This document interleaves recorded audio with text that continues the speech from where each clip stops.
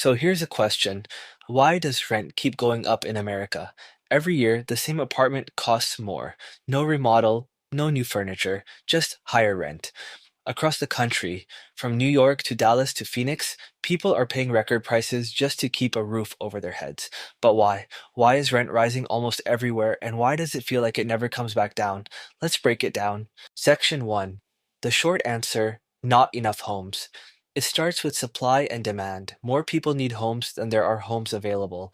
And when there's not enough to go around, prices rise fast. For years, America has simply not built enough housing. Experts say the US is short by 3 to 5 million homes. And it's not just new buyers. Renters are competing for space too. As cities grow, housing construction lags behind. Every available apartment becomes a bidding war, and landlords raise prices because they can. Too many renters, not enough places to live. That's the core of the problem. Section 2. Construction costs keep rising. Is getting more expensive to build. The price of land, materials, and labor has gone way up. Lumber, concrete, and steel all cost more than they did a few years ago, and there's a national shortage of construction workers. When it costs more to build, developers have to charge more to make a profit, and that trickles down to renters.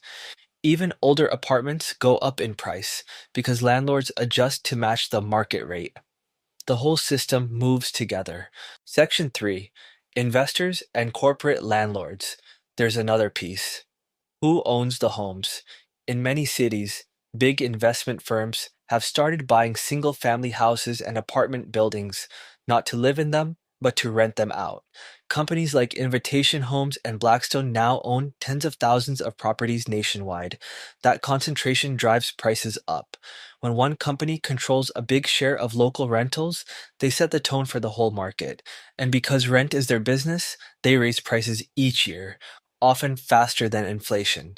In short, housing isn't just shelter anymore, it's an investment product. Section 4. The location problem.